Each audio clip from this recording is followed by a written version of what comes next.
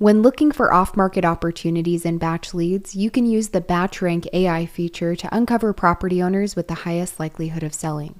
This guide will show you how to use it, and if you end up having questions or needing help, just go to the B in the bottom left-hand corner to talk to our team, visit our help center, or join the community.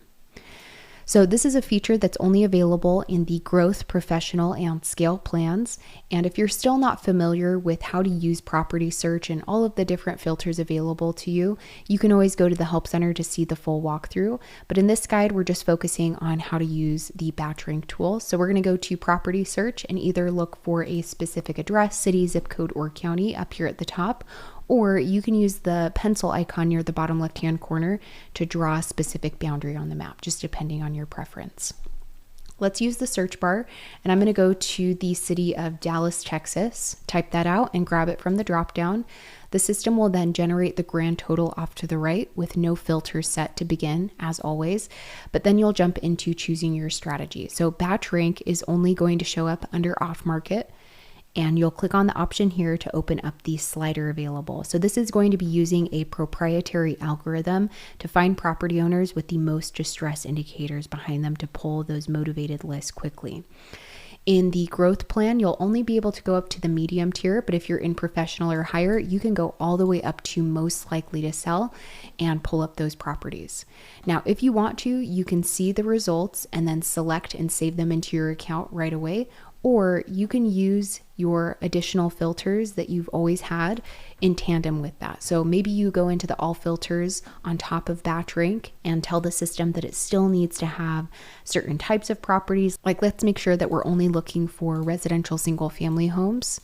And maybe it needs a certain number of bedrooms and bathrooms or certain features. You can still use these on top of that tool. Same idea with your map quick filters. It's completely up to you if you want to pull that by itself or narrow it down. So let's go and see our results and save them into our database. The really cool thing is that if you're in the growth, professional, or scale plans, all of the contact information will be included upon saving these into your account. So skip tracing is no longer necessary in the new plans. You'll get the phone numbers and email addresses immediately upon saving them into your account. So we're going to go ahead and select these and save them. Save the properties. I always think of my list as my main categories or my master filing cabinets. They're really straight to the point, while my tags are my subcategories or my file folders. So to me, the main idea of this list, since I didn't put a ton of different filters on it and I just really focused on that being under the high level of BatchRank, I do have an existing BatchRank high list. As you're getting started and you're creating new lists and tags, there is going to be an option as you type to create it as a new one. So I'm going to grab an existing, but you can create that as new if you need to within your account. And then for my tag, I typically name the list in the beginning. I always reference that. And then I pick or make note of the market and the date, typically by the month and the year, and save it. Every time you save data into your account, it's going to end up in my list, and that's going to be for any properties you save through property search, driving for dollars, or a manual import. And it's really easy to find your data, especially if you're naming your list and tags in a clear way.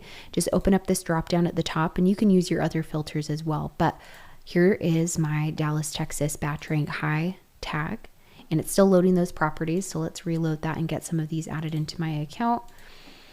And I'll show you where that contact information will be displayed. So now that those are being saved, if you're in those plans, once again, you'll already have their phone numbers and email addresses, and it will show you if somebody's on the national do not contact list, the phone provider, the type of phone, and if the phone provider has marked it as reachable and tested in the past few months. You have tons more that you can do in here and different tools available, like comping the properties, leaving notes, and managing it here. You also have this distress indicator section, and it will show you the level of BatchRank that it's falling under. And you do have a column available in your table configuration. You can move it around and make it visible to you right here. If you want to be able to see this on all of your saved properties, go to the table configuration section and find it somewhere here in the list of available options. Just make sure that you're viewing it and that this eye has no line through it. You can pin it and bring it up more front and center so you're able to see that information really easily. So be sure to reach out to our team or go to the Help Center if you want to learn more about what else you can do in your account and join the community.